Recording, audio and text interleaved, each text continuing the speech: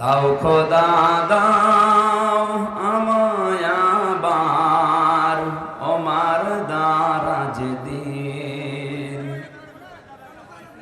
দাওয়ালির মতো বীর সেনানি জাগাতে নিখিল। দাও খোদা দাও আমায় আবার ওমার দারাজ দিন। হামসাকে দাও ঘরে ঘরে জীবন দিতে ওকাতরে, আবার কাবা ভাঙতে এলে পাঠাওয়া বাবিল। দাও খোদা দাও আমায় আবার ওমার দারাজ দিন। আলহামদুলিল্লাহ। রাজশাহী জেলার বাগমারা থানার অন্তর্গত দক্ষিণ মাঝগ্রাম ঐতিহাসিক তাফসীরুল কোরআন মাহফিলের স্বনামধন্য সভাপতি বিশিষ্ট আলেমে দ্বীন জনাব মাওলানা মোজাম্মেল হক, সহ সভাপতি জনাব মোহাম্মদ ওহিদুল ইসলাম, সহকারী অধ্যাপক ভবানীগঞ্জ মহিলা ডিগ্রি কলেজ, প্রধান অতিথি মাননীয় জাতীয় সংসদ সদস্য জনাব অধ্যক্ষ মোহাম্মদ আবুল কালাম আজাদ, আতালাল্লাহু আমরাহু ওয়া বারাকাল্লাহু ফি হায়াতি, বলেন আমিন। বিশেষ অতিথি অত্র এলাকার কৃতি সন্তান জনাব অ্যাডভোকেট মোহাম্মদ জাকিরুল ইসলাম শান্ত, সহ সভাপতি রাজশাহী জেলা আওয়ামী লীগ ও সাবেক চেয়ারম্যান বাগমারা উপজেলা পরিষদ। এখানে অনেকগুলো মানুষের নাম এসেছে, বিশেষ করে অধ্যক্ষ এস.এম. জিয়াউদ্দিন টিপু সাহেব। আরফানা লাকা যিকরা, শুধু দুনিয়া না আখিরাতে ইনাদের মর্যাদা আমরা কামনা করি, আল্লাহ যেন দান করেন, বলেন আমিন। প্রধান সমন্বয়ক আপনাদের এলাকার সন্তান বিশিষ্ট চিকিৎসাবিদ জনাব ডাক্তার মোহাম্মদ আব্দুল বারী, পরিচালক ভবানীগঞ্জ ক্লিনিক। এতক্ষণ যারা আলোচনা রাখলেন ইসলামিক চিন্তাবিদ মুফাসসিরে কোরআন, এলাকার সন্তান হাফেজ মাওলানা কারি আফতাব আহমেদ, মাওলানা আব্দুর রশিদ, হাফেজ মাওলানা জাকিরুল ইসলাম। আলেমদের মর্যাদা কামনা করছে, আল্লাহ যেন আরো বাড়িয়ে দেন, বলেন আমিন। মঞ্চে বসা ওলামা ইকরাম, সামনে বসা মুসলমান ভাইরা, পর্দার আড়ালের সম্মানিতা মা এবং বোনেরা, প্রশাসনের ভাইরা, প্রাণ প্রিয় রাজশাহীবাসী, দল মত নির্বিশেষে কোরআনের এই অনুষ্ঠানে যারা এসেছি, আমরা এই প্রচন্ড গরমে যে ইবাদতে কষ্ট বেশি ওই ইবাদতে সওয়াব বেশি। আজকে যে কষ্ট আমাদের হচ্ছে, আমাদের সওয়াব ডবল হবে আজকের এই অনুষ্ঠানে। এই কারণে নবীজি বলেন, কোরআন পড়তে গিয়ে যদি বেঁধে বেঁধে যায়, আউড়িয়ে যায় মুখে, তাহলে তার ডবল সওয়াব হয়। এই অনুষ্ঠানে এসে যেহেতু কষ্ট পাচ্ছেন গরমে, এরপরে মানুষের সংখ্যা অনেক বেশি, সুতরাং আজকে এরকম অনুষ্ঠান ডবল শুনলে যে সওয়াব হতো, এই এক অনুষ্ঠানে আল্লাহ 1-1.5 ঘন্টায় আমাদেরকে ওই সওয়াব যেন দান করে। যে আল্লাহ কোরআনের জন্য কষ্ট স্বীকার করার মন মানসিকতা এবং ধৈর্য আমাদেরকে দিলেন, বলেন আলহামদুলিল্লাহ। কোরআনে কারীম শোনার কিছু আদব আছে, আমরা সবাই জানি। এটা তো আর কনসার্ট না, গানের অনুষ্ঠান না যে আপনি যা মনে চাচ্ছে তাই করবেন। এটা ইবাদত চলছে। এখন কি চলছে বলেন তো? আর ইবাদত যেভাবে করা লাগে ওইভাবে হবে, নয়তো আবার উল্টা গোনা হয়ে যাবে। আপনার না আসায় হয়তো ভালো ছিল। ফাস্তামিউ লাহু ওয়া আনসিতু, কোরআনে কারীম যেখানে তেলাওয়াত করা হয়, আরম্ভ করা হয়, চুপ থাকবা এবং শুনবা, দুইটাই ফরজ। দুইটাই কি? এখনো যারা চুপ করেননি, আপনি ফরজ তরক করছেন, গোনা হচ্ছে আপনার। চুপ করেন, কষ্ট হলেও কথা বলা যাবে, যাই হোক যা হয়ে গেছে কথা বলা যাবে না। আমরা ইবাদতে যেহেতু প্রবেশ করে ফেলেছি, যেভাবে এবাদত করেন, আপনি নামাজ পড়েন এবাদত মনে করে, ওইভাবে 1 ঘন্টা পরিমাণে চুপ করে থাকেন, দিলের কান লাগিয়ে শুনবেন। আল্লাহ পাক বলেন, ইন্না ফি যালিকা লাযিকরা লিমান কানা লাহু কলবুন আও আলকাস সামআ ওয়া হুয়া শাহীদ। সূরা কফের ভেতরে আছে এই তেলাওয়াত, এই কোরআন, এই জিকির যদি শুনতে চাও 1 নম্বরে উপস্থিত হয়ে শোনো। প্রশ্ন আসতে পারে, সেই বাড়ি আমার এখান থেকে 20 কিলোমিটার দূরে, এত দূর কষ্ট করে এখানে আসা লাগবে কেন? ওখানে তো মোবাইলে লাইভ আমি দেখতেই পাচ্ছি না। মুরগির পেটের নিচে যে ডিমগুলো থাকে ওইগুলো থেকে কিন্তু বাচ্চা হয়, বাইরে যেগুলো থাকে ওগুলো এমনিতেই নষ্ট হয়ে যায়, পচে যায়, বোয়া বলা হয় ডিমগুলোকে। কোরআনে কারিমের এই অনুষ্ঠানে কষ্ট করে আসার ভেতরে কিছু আল্লাহ রেখে দিয়েছেন। এখানে আসলে যে জিনিসটা পাওয়া যাবে আপনি লাইভ দেখে 20 কিলো দূর থেকে ওটা পাবেন না। কোন মানুষ যখন কোরআন শোনার জন্য বাড়ি থেকে বের হয়, আর আমরা এই নিয়তে যারা এসেছি, যদি আমাদের 2টা বিষয় থাকে যে আল্লাহ আমি আজকে তাওবা করে ভালো হয়ে যাব। আসলে ভেতরে 3 বছর থাকার কারণে শরীরের কন্ডিশন খারাপ হয়ে গেছে, তাছাড়া তো আমার এমনিতে কোনো অসুবিধা ছিল না। কি খেয়েছি না খেয়েছি, এক ঘরের ভেতরে শরীরটা ভেঙে গেছে। এখন স্বাভাবিক হতে আরো সময় লাগবে। বের হওয়ার পরে ডাক্তার দেখিয়েছিলাম, উনি বলেছিল আপনি 12 ঘন্টা করে ঘুমাবেন। 12 ঘন্টা, 12 মিনিট ঘুমাতে দেয় না মানুষ। কালকে ছিলাম সে বরিশাল মেহেন্দিগঞ্জ, অনেক ভেতরে, গৌরীপুর বলে এক এলাকায়। ওখান থেকে রাত 11:30টায় গাড়ি ছেড়ে দিনের বেলায় অনুষ্ঠান ছিল বাগমারা কেশরহাটের কোন এলাকায় যেন বাঙালি, ওখানে এসে আসরের নামাজ পড়েছি, সারা দিন সারা রাত গাড়িতে।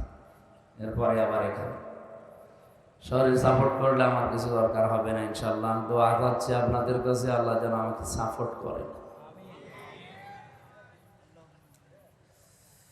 রাজশাহীবাসী, কোরআনে কারিমের প্রতি এই মহব্বত দেখে আমার একটা কথা মনে হচ্ছে, সূক্ষ্ম যে ষড়যন্ত্রগুলো এদেশে কোরআনের বিরুদ্ধে চলছে, আমি বিশ্বাস করি কিয়ামতের আগে দেশে এগুলো সফল হবে না।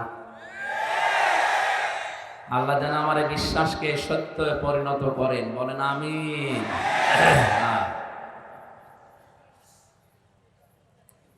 কোরআনে কারিম যারা শুনতে এসেছি, বিশ্বনবী মুহাম্মদ রাসূলুল্লাহ সাল্লাল্লাহু আলাইহি ওয়াসাল্লাম আয়াতের তাফসীর করতে গিয়ে তিনি নিজে জানিয়েছেন, যারা উপস্থিত হয়ে শোনে,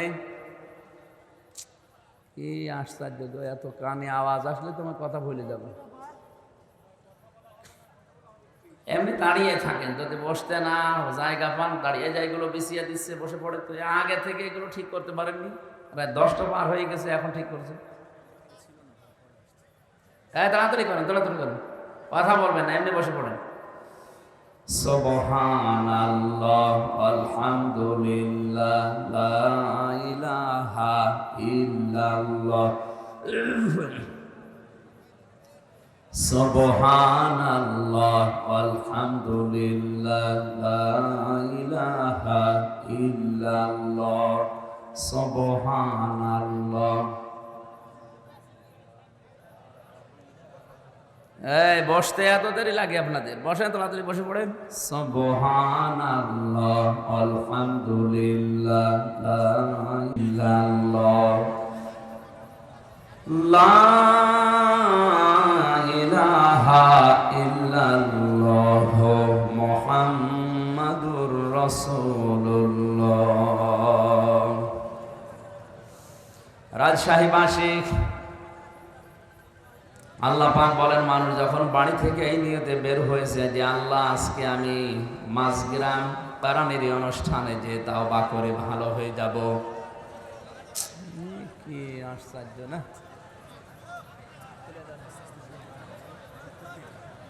বলতে তো থাকবো, ভুলে যাচ্ছি তো।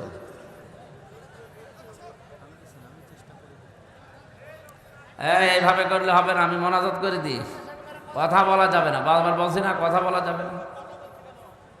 ইশারায় কাজ করেন ভাই। কথা বলা যাবে না। মাফ চাই আপনাদের কাছে, দোয়া চাই, কথা বলা যাবে না। যেখানে দাঁড়িয়ে থাকে থাক, কথা বলবেন না, চুপ করেন।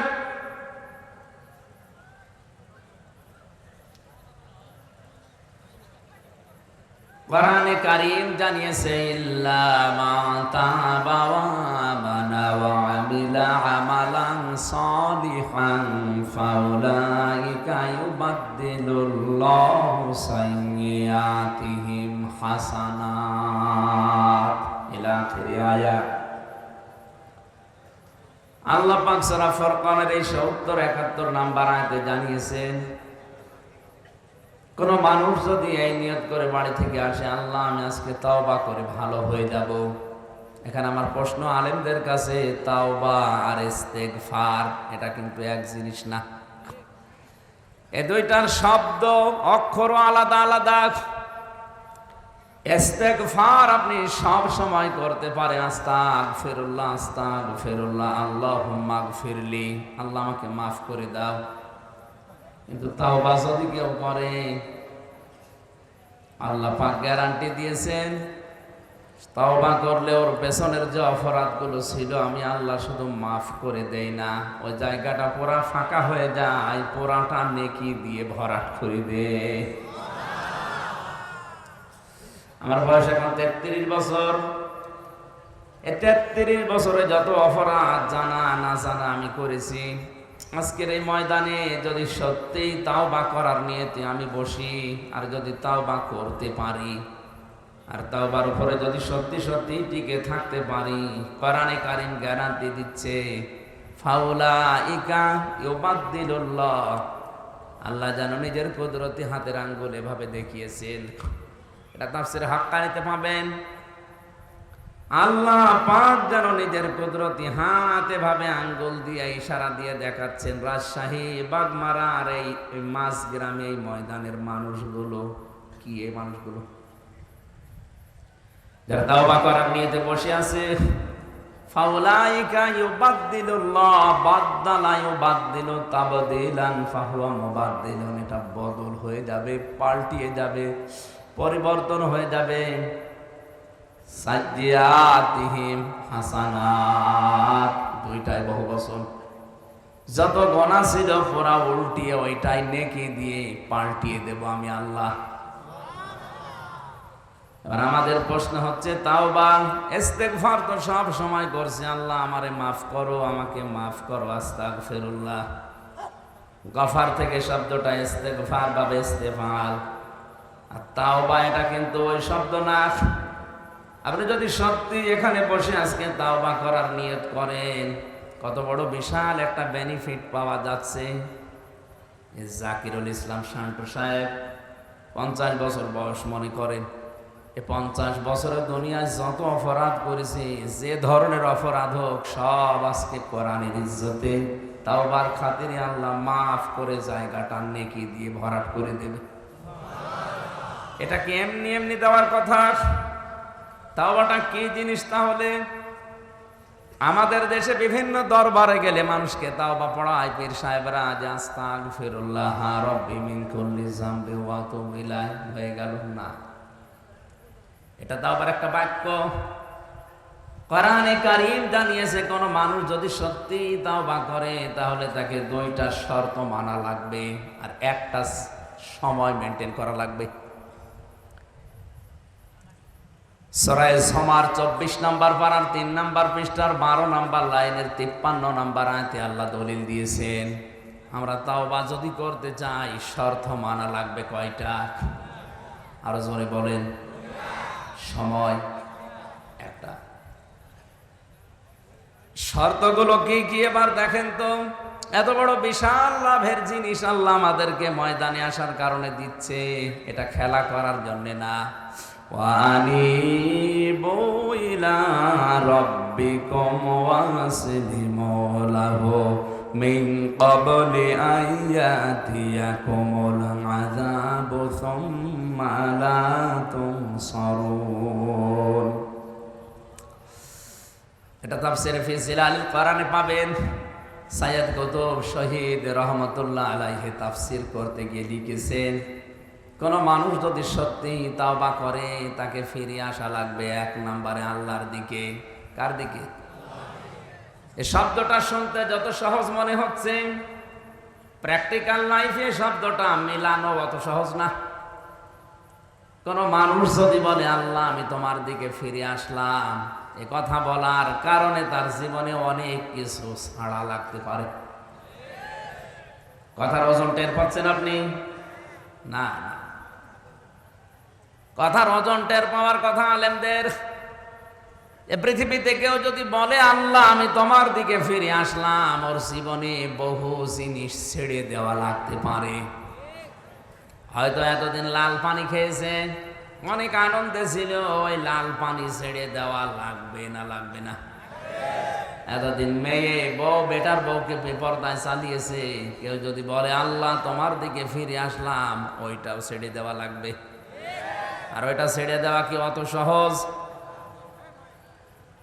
আপনি যদি আজকে যে বলেন আমি আল্লাহর দিকে ফিরে এসেছি, তওবা করে এসেছি ময়দান থেকে, আর তোমাদেরকে এভাবে রাস্তায় যেতে দেব না, এমন বউ আছে বলবে তোর ভাত আমি খাবো না।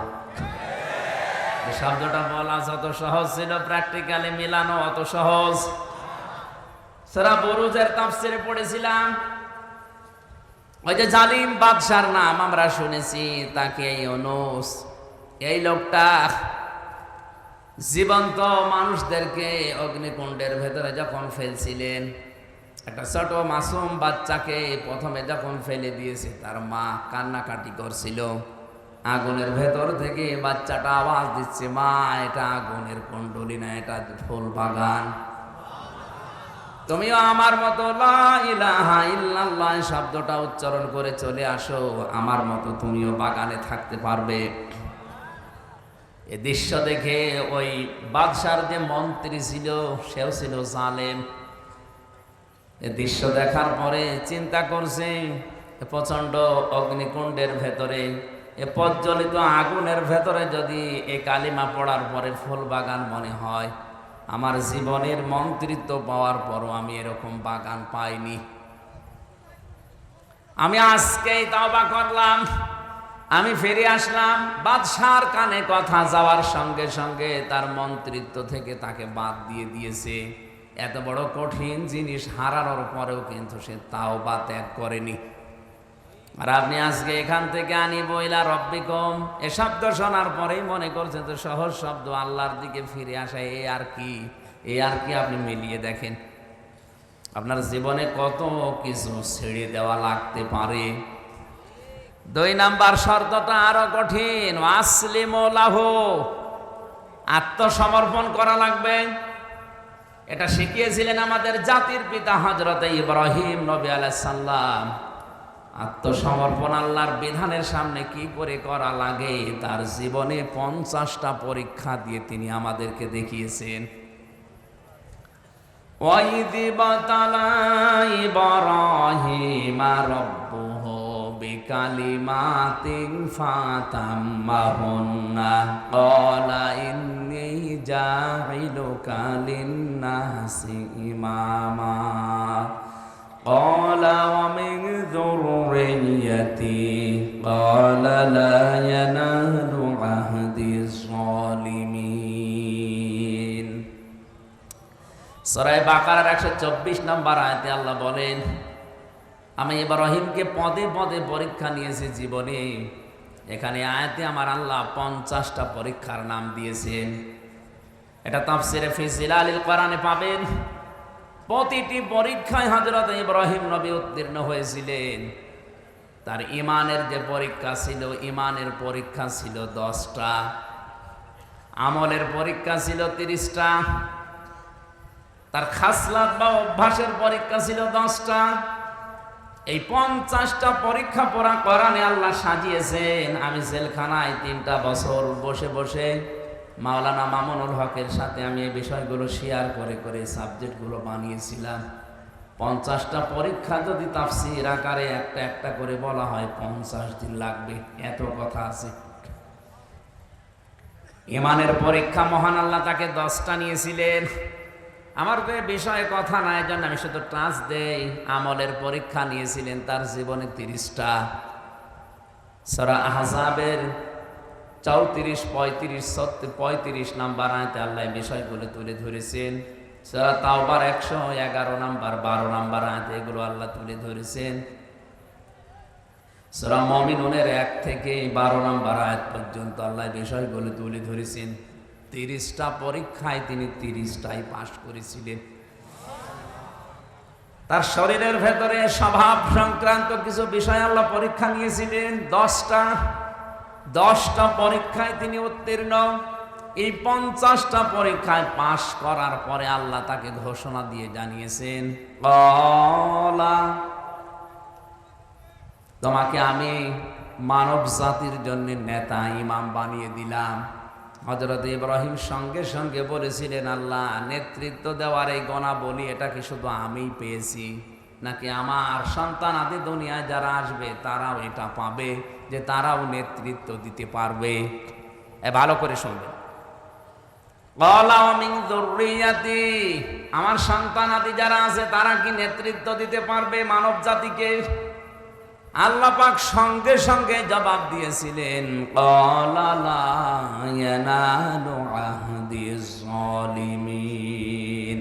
এই যে ইয়ানালু এটা মোসারে, বর্তমান ভবিষ্যৎ, প্রেজেন্ট ফিউচার। আহাদ মানে অঙ্গীকার করা, ওয়াদা করা। আল্লাহ বলেন কোন জালেমের জন্য আমি আল্লাহর কোনো অঙ্গীকার নেই, ওয়াদা নেই। তার মানে আয়াত দিয়ে আল্লাহ ফতোয়া দিয়েছেন কিয়ামত পর্যন্ত কোন জালেম পৃথিবীর মানব জাতির নেতৃত্ব দিতে পারবে না। অথচ আজ পৃথিবীর বড় বড় জালেম যারা, তারাই নেতা হয়ে বসে আছে।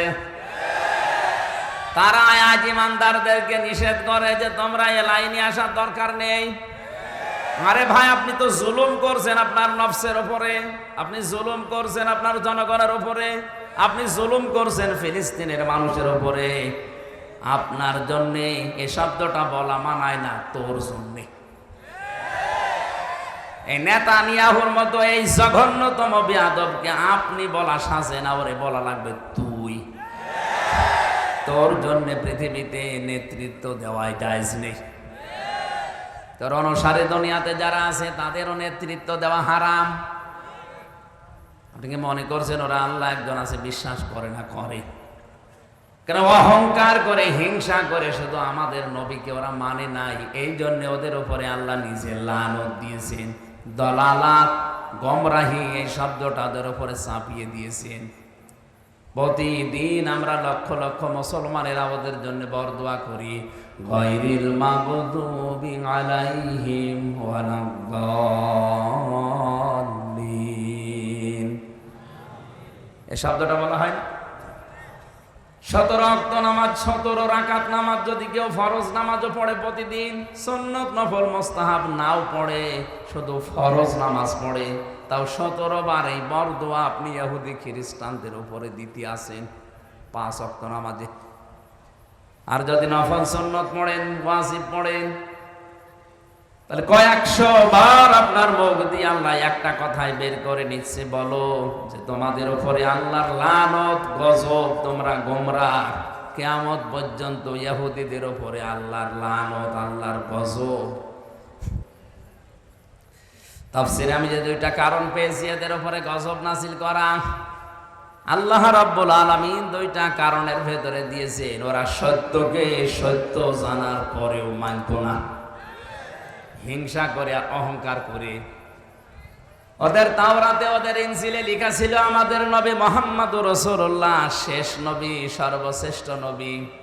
কিন্তু নিজেদের ধর্মে, ইহুদি ধর্মে, খ্রিস্টান ধর্মে মুহাম্মদুর রাসূলুল্লাহ আসে নাই।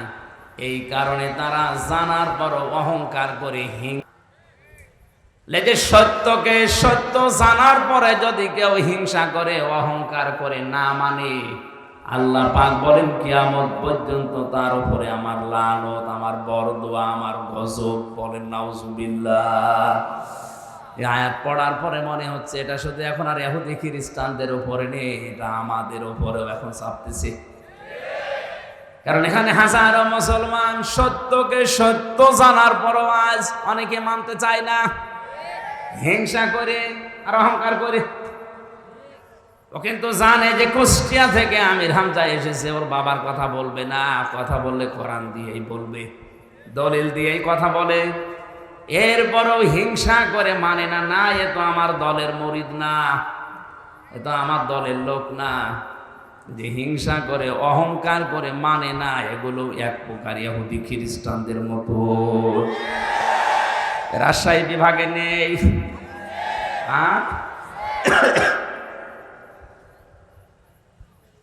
আমি আসলিমর ব্যাখ্যায় ছিলাম।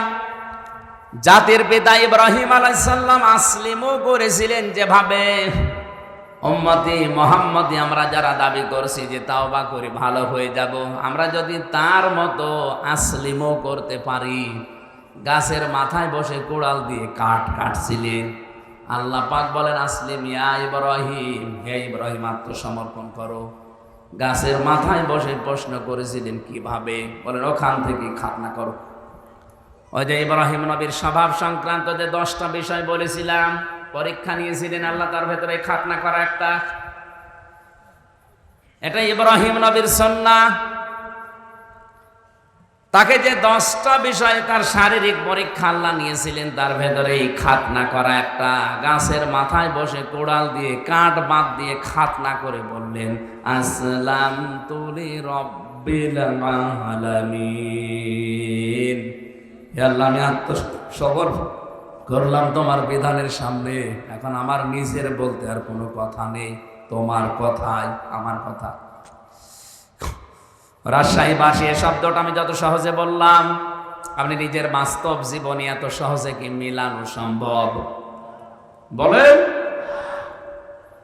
সূরা তাওবাতে পড়েছি ইয়া আইয়ুহাল্লাযীনা আমানু লা তাত্তাখিযু আবাকুম ওয়া আবনাকুম আউলিয়া ইন ইস্তাহাব্বুল কুফরা আলাল ঈমান ওয়া মান ইয়াতাওয়াল্লাহুম মিনকুম ফাউলাইকা হুমুজ যালিমুন। ওহে যারা বিশ্বাস করো আল্লাহ একজন আছে, কিয়ামত হবে, তারা শোনো, কখনো তোমাদের মা বাবা, তোমাদের সন্তানাদি, স্ত্রী পুত্র, এগুলোকে এরা যদি ইমানের পরিবর্তে কুফরিকে বেশি ভালোবাসে, তাদের সাথে সম্পর্ক রাখা যাবে না। শব্দটা কত কঠিন আপনি জানেন। বদরের ময়দানে পরীক্ষা দিয়েছিল সাহাবায়ে কেরাম এই আয়াতের। হযরত সিদ্দিক আকবর রাদিয়াল্লাহু তাআলা আনহুর সন্তান আব্দুল্লাহ যুদ্ধের পরে এসে বলছে, বাবা আমি কিন্তু জিহাদের ময়দানে বদরে তোমারে পেয়েছিলাম, কিন্তু তুমি আমার বাবা, এজন্য আমি কিছু বলি নাই। হযরত আবু বকর সিদ্দিক ওই সময় বলেছিলেন, সন্তান তুমি আমার যুদ্ধের ময়দানে পাবার পরও সুযোগ পেয়েও কিছু বলো নাই, বাবা মনে করি। আল্লাহর কসম করে বলছে, আমি যদি তোমার একবার দেখতে পেতাম আর আমি যদি সুযোগ পেতাম, কসম হয় আল্লাহর, তুমি আমার সন্তান, এটা আমার মনে থাকতো না। কারণ আমি কোরআনে কারিমের আয়াত পড়েছি, ইনস্তাহাব্বুল কুফরা আলাল ঈমান। যে সন্তানাদি, যে স্ত্রী, যে ভাই ভগ্গর, যে মা বাবা, এরা যদি আল্লাহ রাসূলের পরিবর্তে, ইমানের পরিবর্তে কুফরিকে বেশি ভালোবাসে, তাদের সাথে সম্পর্ক রাখা যাবে না। তারা এই আয়াতটা বাস্তব জীবনে মিলিয়েছিল। আমরা আজ অনেকে মিলাতে পারি না। কোরআনে কারিমের আয়াতগুলো বিশেষ করে মধ্যপ্রাচ্যে যারা আছে মুসলমানেরা, আর আমরা এই বাংলাদেশ, ভারত, পাকিস্তানে যারা আছি, তারা কিন্তু কোরআনের আয়াত একই আছে, বাস্তব প্রেক্ষাটা মিলাতে গিয়ে আমরা আলাদা করে ফেলি। আমি রিমান্ডে থাকাকালীন এক হিন্দু অফিসার, ওর অনেকগুলো আয়াত দেখলাম মুখস্থ আছে। আমার বংশ হুজুর একটা কথা বলি, আপনি তো মাওলানা মানুষ, আপনি তো বিভিন্ন জায়গায় ওয়াজ করেন। আমি সরকারি কাজে 2 বছর ইয়ামেনে ছিলাম, ওমান। ওখানে থাকাকালীন আমি দেখেছি ওনাদের কোরআনে কারিম হাদিস মেনে নেওয়ার, আমাদের কোরআনে কারিম হাদিস মানা, এই 3টা দেশে এক না। মানে আপনি তো হিন্দু, অন্য জাতির লোক, কিভাবে কি বোঝেন? আমি যে দোকানে খাবার খেতাম, দোকানের মালিক বসে আছে, টাকা নিচ্ছে ক্যাশ। আর যেখানে খাবার দেয় হোটেলের বয় বলা হয়, ওটা ওই মালিকের নিজের আপন ছোট ছেলে। মানুষকে রুটি দেয়, পানি দেয়, এগুলো সব টেনে দেয় তরকারি।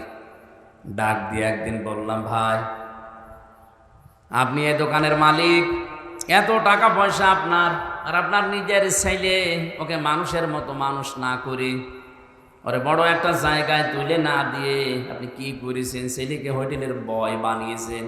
একটা কথা হলো, উনি ওনার ভাষা দিয়ে বুঝিয়েছে, ভাই আপনি কোন দেশের মানুষ আমি জানি না, তবে অনেকদিন আপনি আমার হোটেলে খাবার খাওয়ার জন্য আপনাকে বলছি।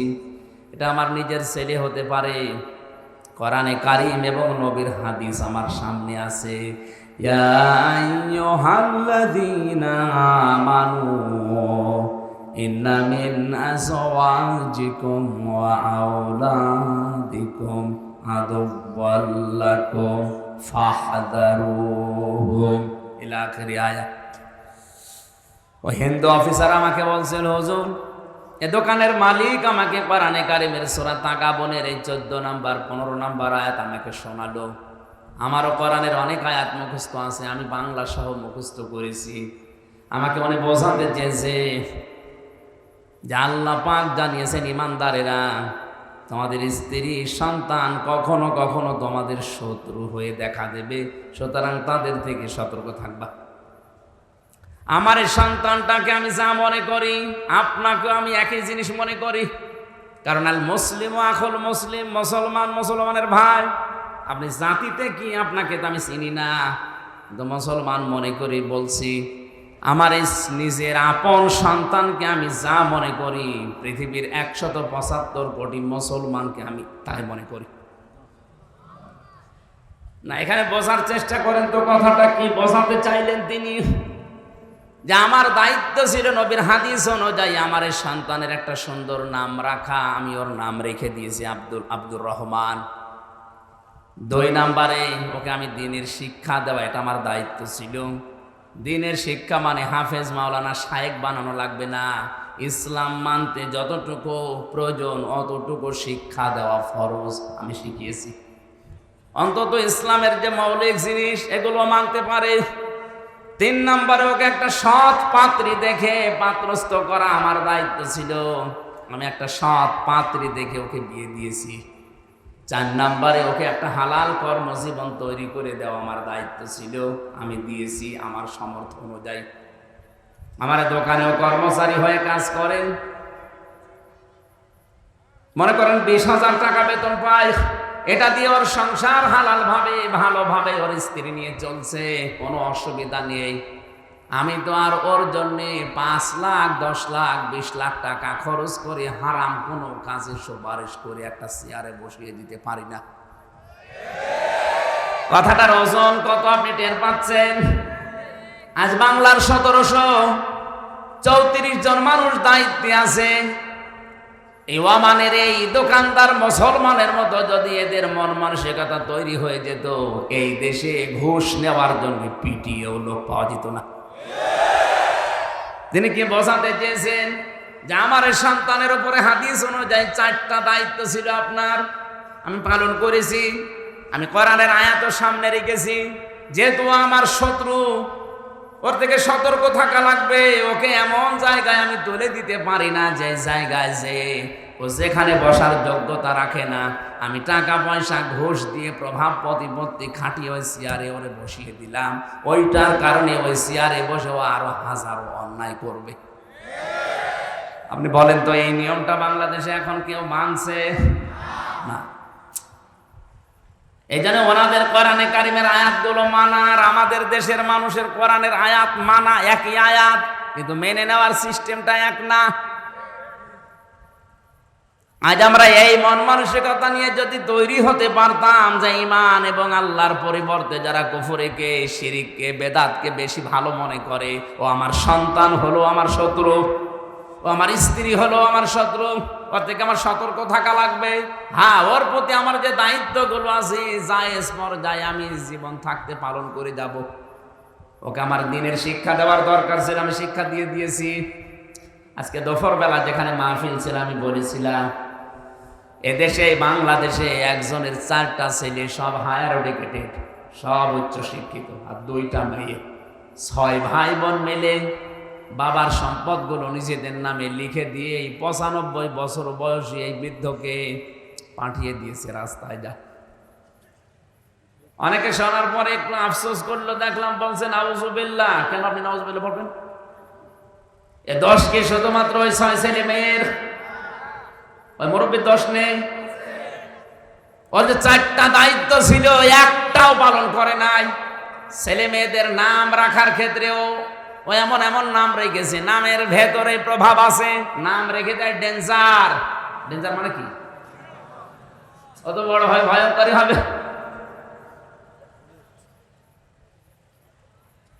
নাম রেখে দিয়েছে বুলেট, ও তো যারে তারে মারবে। নামের একটা প্রভাব আছে। তা আমি একটা সুন্দর নাম, আমার দায়িত্ব ছিল বাবা হিসাবে, মা হিসাবে আমি রেখে দিয়েছি। ওকে দিনের শিক্ষা দেওয়ার দরকার, আমি দিয়েছি। ওই বাবাটাকে এমনি আজ 95 বছর বয়সে রাস্তায় ছেড়ে দেয়নি। অত কিছুদিন পরে রাস্তায় মরে যাবে, কুকুরে শ্রীগালে টেনে পড়ে থাকবে, টেনে টেনে খাবে। আমার তো ঘটনা দেখার পরে ফেসবুকে এতই মনে হচ্ছে যে বাংলাদেশে আজ অনেকের কপালে এটা অপেক্ষা করছে। এ লোকটা তার 6টা ছেলে মেয়েকে অনার্স মাস্টার্স করিয়েছে, কিন্তু বাবা কি, আল্লাহর পরে বাবার স্থান, এটা এই সন্তানেরা জানে না। এমন শিক্ষা ব্যবস্থায় শিক্ষিত করেছে, যদি ওরে আপনি প্রথমে 3 বছর কোরআন শেখাতেন এই 6টা ছেলে মেয়েকে, দুনিয়া একদিকে চলে গেলে ওই 95 বছর বয়সী বৃদ্ধ বাবাকে রাস্তায় ছেড়ে দিত না। আমাদের শিক্ষা ব্যবস্থায় যেহেতু সিস্টেমগুলো এখন অনেকাংশে নেই, আমরা নিজেরা মুসলিম হিসাবে সচেতন হয়ে, আমি গ্যারান্টি দিচ্ছি আপনাকে, কোরআন সামনে নিয়ে ছেলে মেয়ে হোক 3টা বছর তাকে কোরআনে কারিমের শিক্ষাটায় রাখেন। এরপরে তাকে ডাক্তার, ইঞ্জিনিয়ার, বৈজ্ঞানিক যাই বানাবেন বানান।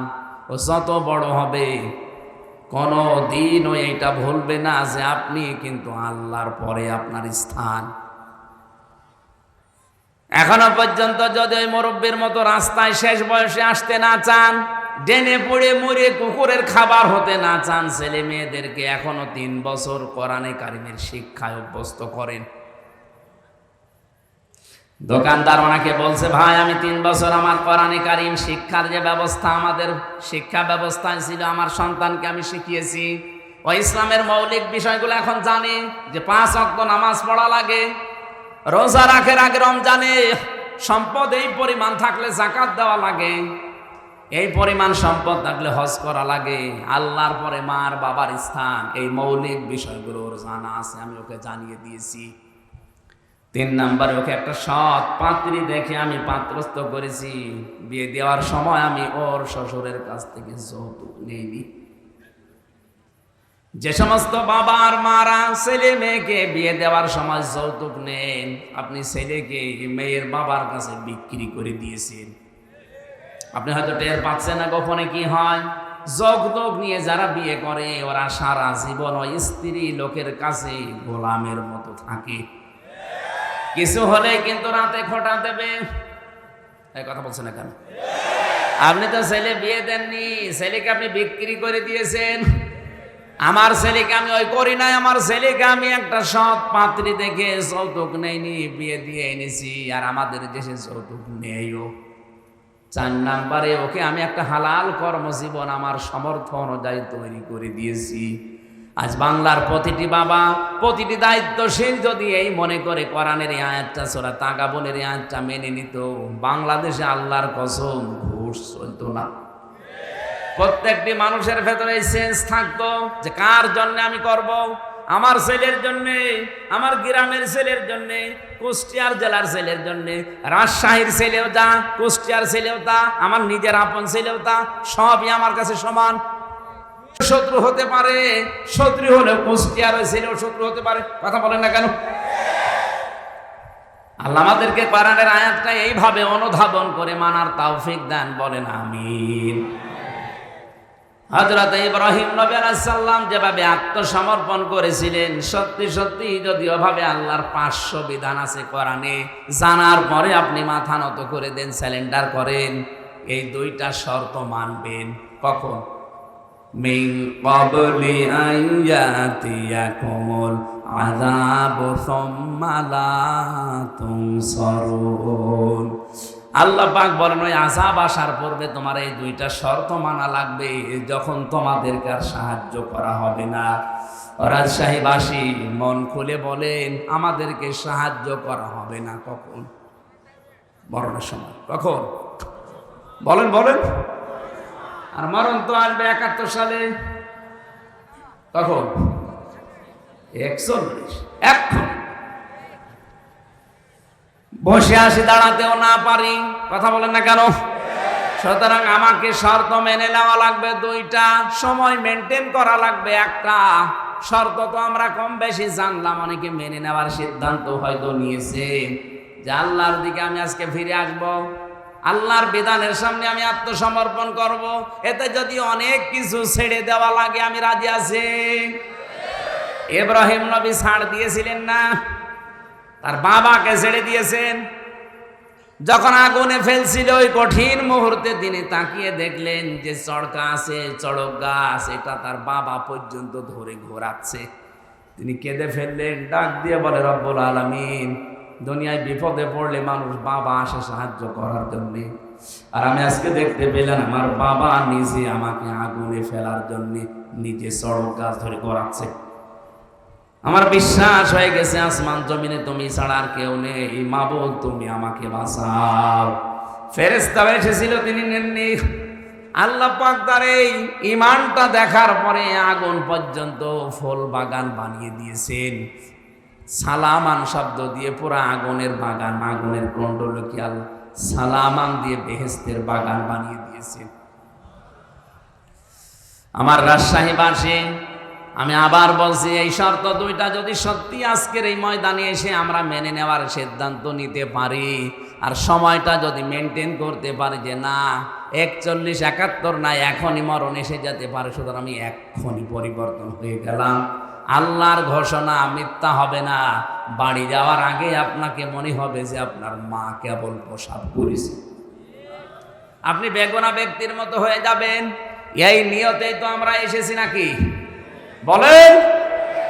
আল্লাহ পাক আমাদেরকে সূরা ফুরকানের এই 70-71 নাম্বার আয়াত আমাদের জীবনে যেন কার্যকর করে দেন, বলেন আমিন।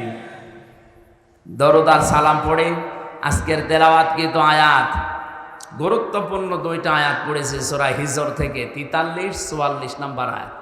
আমার যতটুকু কোরআনের উপরে আয়াত আছে, আমি যতটুকু তাফসীরে আয়াতের উপরে দেখেছি, আমার তো মনে হচ্ছে এই যে গরমে 1-1.5 ঘন্টা না, এ কিয়ামত পর্যন্ত আয়াতের কথা বললেও কথা শেষ হবে না। এত কথা আল্লাহ লুকিয়ে রেখেছেন, শুধু টান দিয়ে বের করা লাগবে। আজকে আমরা চেষ্টা চালাবো তাফসীর আকারে আবিষ্কার করার, ইনশাআল্লাহ। জবান খুলে কোরআন শোনার জন্য পড়েন, আউযু বিল্লাহি মিনাশ শাইতানির রাজিম, বিসমিল্লাহির রহমানির রহিম, ওয়া ইন্না জাহান্নামা লামাউইদুহুম আজমাইন,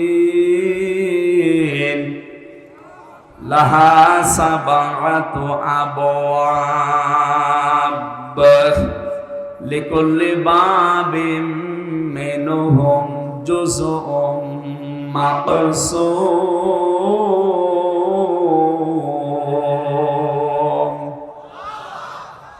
সাদাকাল্লাহুল আযীম। সূরা হিজর, কোন সূরা? হিজর মানে পাহাড়ের পাথর। কিসের পাথর? পাহাড়ের পাথর নামে আল্লাহ এই সূরাটা নাযিল করলেন। 99টা আয়াত দিয়েছেন। এ সূরার সর্বশেষ আয়াত হচ্ছে, আল্লাহ পাক বলেন, ইবাদত করতে থাকবা ওই সময় পর্যন্ত যতক্ষণ তোমার কাছে মরণ না আসে। তার মানে এবাদত এটা শুধু 2-1 দিন 5 দিনের ব্যাপার না, মানুষের জীবনে এবাদত চলবে ওই সময় পর্যন্ত যতক্ষণ পর্যন্ত মরণ না আসে। এখন এবাদতটা কি আমরা অনেকে এখানে ধারণা করে রেখে দিয়েছি। এই সূরার সর্বশেষ আয়াত কি? ওয়া'বুদ, তোমরা ইবাদত করো, রব্বাকা, তোমার রবের, হাত্তা, যতক্ষণ, ইয়াতিয়াকাল ইয়াকিন, তোমার কাছে মরণ না আসে। আমি আয়াতের তাফসীর পড়তে গিয়ে কাবির ফখরুদ্দিন রাজি রহমতুল্লাহ আলাইহির 5টা মন্তব্য পেয়েছি। আমি কি তাফসীর আকারে বলবো না কিচ্ছা বলবো? তাফসীরুল কোরআন মাহফিল আপনি লিখে দিয়েছি, এই জন্য আমি ওইদিকে যাচ্ছি। যেহেতু ধারণাটা পাল্টাতে হবে এবাদতের। মানুষ মনেই করে এবাদত মানে মসজিদে যতক্ষণ নামাজ পড়ি ওইটা এবাদত, রমজান আসলে যতক্ষণ 11-12 ঘন্টা রোজা রাখি ওইটা এবাদত, হজ করতে গিয়ে যে 4-5 দিন সময় লাগে ওইটা এবাদত, যাকাত শুধু বছরে একবার যে কয় মিনিট দিয়েছি ওইটা এবাদত। কে বলেছে আপনাকে? আল্লাহ পাক বলেন মরণ যতদিন না আসে ততদিন পর্যন্ত ইবাদত করবা তোমার রবের। তার মানে শব্দ থেকে বোঝা যায় ইবাদত শুধু মসজিদের এই 5 মিনিট 7 মিনিট 10 মিনিট না, রমজানের 11-12 ঘন্টা না, অবশ্যই ইবাদত করা লাগবে আজরাইল আসার আগ পর্যন্ত। এই হিসাবে আমি যে খাবার খাই এটাও ইবাদত। কথা বলেন না? কেউ যদি সকালবেলা উঠে নাস্তা করার সময় বলে বিসমিল্লাহির রহমানির রহিম, এই শব্দ বলার পরে মুখে খাবার দেয়, 8 মিনিট 10 মিনিট 15 মিনিট 20 মিনিট ধরে যদি রুটি খায়, খাবার খায়, পুরা খাবারটাই হয়ে যাবে ইবাদত। খাবার খাওয়ার পরে টয়লেটের প্রয়োজন দেখা দেয়, টয়লেটে প্রবেশ করার সময় যদি কেউ বাম পা দিয়ে প্রবেশ করে বলে আল্লাহুম্মা ইন্নী আউযু বিকা মিনাল খুবুসি ওয়াল খাবাইস, হে আল্লাহ আমি যত দুষ্ট জিন আছে সে নারী জিন হোক পুরুষ জিন হোক তাদের থেকে তোমার কাছে আশ্রয় চাই। এই শব্দটা বলার পরে যখন মানুষ টয়লেটে বসে তখন শয়তানের চোখের উপরে পর্দা পড়ে যায়। এখানে কত হাজার হাজার মুসলমান আছে এই শব্দটা বলে টয়লেটে বসবে এইটাও বলে না, ও জানেও না। শয়তান কিন্তু জান্নাত থেকে আদম হাওয়াকে বের করে দেবে, এটা তার টার্গেট ছিল না। প্রথমে ওর প্রথম টার্গেট ছিল আদম হাওয়াকে আমি কি করে উলঙ্গ অবস্থায় লজ্জায় স্থান দেখব। এজন্য এই শব্দটাকে নবীজি আমাদের শিখিয়েছেন, শয়তান যেন তোমাদের লজ্জা স্থান থেকে আনন্দ করতে না পারে।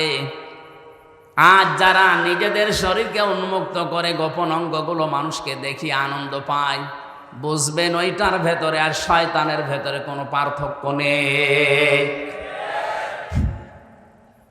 আমরা বাংলাদেশেও একটা বিশ্বে একটা প্রাণী দেখি, কুকুর, 1-1.5 হাত লেজ। কথা বলেন না কেন? অথচ লেজটা পুরো উল্টো করে দেখিয়ে মানুষকে বলে যা দেখবি দেখ। ও কিন্তু ঢেকে রাখলে রাখতে পারে। এ কথা বলছে না কেন? ও ঢেকে রাখলে রাখতে পারে, লজ্জা স্থান উন্মুক্ত করে মানুষকে দেখে আরো আনন্দ পাচ্ছে। আজ যারা নিজেদের গোপন অঙ্গকে, যে সমস্ত বিষয়গুলো ঢেকে রাখা দরকার ছিল, এগুলো যারা জনগণকে দেখিয়ে উন্মুক্ত করে আরো আনন্দ উল্লাস করে, বুঝবেন এইটা আর কুকুর সমান।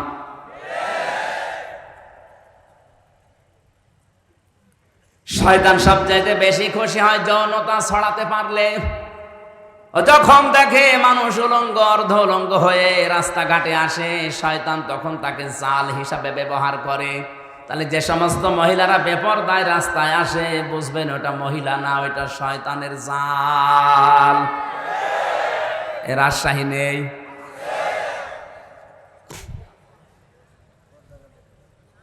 কোন মহিলাকে নবীজি দাজ্জুস বলেন নাই হাদিসে, আর দাজ্জুস লা ইয়াদখুলুল জান্নাহ, এটা মুযাক্কার শব্দ। ওই পুরুষ মানুষ দাজ্জুস যার মেয়ে পর্দার ভেতরে কন্ট্রোলে থাকে না, যার স্ত্রী পর্দার ভেতরে কন্ট্রোলে থাকে না, যার বোন পর্দার ভেতরে কন্ট্রোলে থাকে না, যার মা পর্দার ভেতরে কন্ট্রোলে থাকে না। নবীজি ওই পুরুষকে বলেছেন দাজ্জুস, ওর জন্য জান্নাত হারাম। এ হাদিস অনুযায়ী বাংলাদেশে কত মানুষের ওপরে জান্নাতে যাওয়া নিষিদ্ধ, আপনি চিন্তা করে দেখেন। আজকে থেকে আমলটা আমরা ইবাদতটা আরম্ভ করব। টয়লেটে যদি 8 মিনিট 10 মিনিট আপনি সময় ব্যয় করেন, এই দোয়াটা পড়ে বসার সঙ্গে সঙ্গে ইবাদত আরম্ভ হয়ে যায়। বলেন ওইটাও আবার ইবাদত? হ্যাঁ, ওইটাও ইবাদত। ওখান থেকে যখন ডান পা দিয়ে আপনি বের হয়ে বলেন গফরানাক, কি বলেন? কেন বলেন বলেন তো? এই কথাগুলো ভালো করে বোঝেন। কেন আপনি 8-10 মিনিট 15 মিনিট টয়লেটে বসে থাকার পরে ডান পা দিয়ে বের হওয়ার সময় গফরানাকা বলেন? আল্লাহকে বলতে চান, মাবুদ আমি এই 10 মিনিট পর্যন্ত তোমার জিকিরের, তোমার তাওবার, তোমার ক্ষমার বাইরে ছিলাম, আমি পড়তে পারি নাই। এই জন্য বের হওয়ার পরে আমি তোমার কাছে বলছি গফরানাকা, আমাকে আগে মাফ করে দাও। আলহামদুলিল্লাহিল্লাযী, সব প্রশংসায় তোমার। আযহাবা আন্নিল আযা ওয়াফানি, প্রশংসা এই জন্য করছি যে তুমি আমার পেট থেকে গান্ধা জিনিসগুলো বের করে দিয়ে, এই কষ্টদায়ক বিষয়গুলো বের করে দিয়ে তুমি আমাকে নিরাপত্তা দিলে, স্বস্তি দিলে, শান্তি দিলে।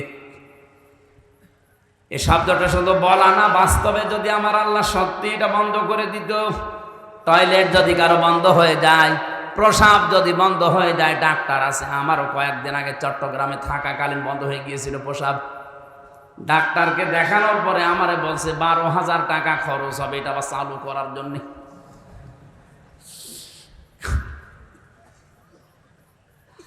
আল্লাহ পাক যদি আপনার বন্ধ করে দিত, শরীরের কত জার্মগুলো আল্লাহ পায়খানা প্রসাবের মাধ্যমে দিনে আল্লাহ বের করে দিচ্ছে। এই জন্য তো আপনি শুকরিয়া আদায় করলেন। এই যে যতক্ষণ থাকলেন পুরো 8-10 মিনিট আপনার ইবাদত হিসাবে গণ্য হয়ে গেছে। বলেন সুবহানাল্লাহ। এবার আমার আসল কথা এখানে খেয়াল করেন। এই যে 7-8 মিনিট আমি যাই বললাম টয়লেট নিয়ে যাওয়া আসা, এই ইবাদতটা নিয়ে অনেকেই কিন্তু আনন্দে আছে যে না অসুবিধা নেই, এটা ভালো কথাই বলছে। আরে ভাই, 8-10 মিনিট টয়লেটে থাকা যদি ইবাদত হয়, বিশ্বনবী যে 10 বছর কোরআন দিয়ে রাষ্ট্র চালালেন, এটা ইবাদত না? এটা শুনলে আপনার গায়ে জ্বালা করে। তাহলে আমি কি খালি টয়লেটের ওয়াজ করব? টয়লেটের আদব কায়দা, এই কথাগুলো শুনলে খুব ভালো লাগছে। হুজুর আরো বলেন 10 মিনিট ধরে। 10 মিনিটে যদি আপনি এত আনন্দ পান, 10 বছরে আপনার আনন্দ আরো বেশি পাওয়া দরকার। ওই আনন্দটা আমরা দুনিয়ার বিষয় মনে করে ছেড়ে দিয়েছি। এই জন্য আজ তামাম দুনিয়ার মুসলমানেরা জুলুমের শিকার। কথা কত দূর গেল আপনি মনে হয় টের পাননি? টের পেয়েছেন? সুতরাং ইবাদত শুধু টয়লেট না, ইবাদত শুধু প্রসাব পায়খানা না, ইবাদত এই পৃথিবীকে কোরআন দিয়ে চালানো ইবাদত। যতদিন আজরাইল না আসে এই দায়িত্ব আমাকে পালন করতেই হবে, পালন করাই লাগবে। এই সূরার মূল কথা, শেষের কথা এইটাই ছিল। আমি পড়েছি 43 আর 44 নাম্বার আয়াত। এর উপর প্রথম থেকে আল্লাহ আলোচনা করেছেন আদম আর হাওয়াকে নিয়ে, তাদেরকে বানানো, তাদেরকে সেজদা দেওয়া, তাদেরকে কিছু শেখানো, এই সমস্ত কথাগুলো ছিল। আল্লামা আদম আল আসমা কুল্লাহা সুম্মা আরাদাহুম, এই আয়াতের ব্যাখ্যায় আমরা অনেকেই মনে করি আদম এবং হাওয়াকে মহান আল্লাহ পাক শুধু নাম শিখিয়েছিলেন আদমকে, এ কচু, আলু, পটল, ঝিঙা না। ওনাকে যত গুরুত্বপূর্ণ বিষয় দুনিয়াতে আছে, সব ন্যায় এবং অন্যায়ের মৌলিক বিষয়গুলো একটা ক্লাসে আল্লাহ তাকে শিখিয়েছিলেন। আসমা এসএম এর বহু বছর। এর ভেতরে তাফসিরের ভেতরে আমি পেয়েছি পৃথিবীতে যত ন্যায় এবং অন্যায় এর মৌলিক বিষয়, যত বিবেক কাজ করে, সব ওই ক্লাসে আল্লাহ আদমকে শিখিয়েছিলেন। কারণ ক্লাস নিয়েছে সরাসরি কে? আর ছাত্রকে আদম নবী। জায়গা কোনটা? আপনি কি একটু চিন্তা করতে পারেন? যিনি ক্লাস নিচ্ছেন তিনি সরাসরি আল্লাহ, যিনি ক্লাস করছেন তিনি সাধারণ মানুষ না, তিনি নবী। আর যে জায়গায় ক্লাস হচ্ছে এটা রাজশাহী ভার্সিটি না, কোন জায়গা? এত বড় একটা গুরুত্বপূর্ণ ক্লাসে আলু, পটল, ঝিঙা এইটা শেখাবে আপনার মনে হয়? ওগুলো তো এমনি শেখানো যায়। উনি শিখিয়েছিলেন এইটা মানব জীবনে ন্যায় কি অন্যায় কি এইগুলো আল্লাহ ওই ক্লাসে শিখিয়েছিলেন। এই জন্যে বাবার পক্ষ থেকে আমরাও এটা অটোমেটিক পেয়ে গেছি। ন্যায় কোনটা অন্যায় কোনটা এটা আমরা এমনিতেই জন্মগতভাবে বুঝি, কারণ ওই বাবার পক্ষ থেকে পেয়েছি। এই কথাগুলো প্রথম দিক থেকে এর উপর প্রথমে ছিল। আল্লাহ রাব্বুল আলামিন শেষ পর্যন্ত আদম আলাইহিস সালামকে জানিয়ে দিলেন, হে আদম, তোমাকে আমি পাঠিয়ে দিলাম তোমার স্ত্রী এবং ওই শয়তানকে সাথে দিয়ে, সাথে পাঠালাম আমার হেদায়াত, আমার পথ নির্দেশিকা।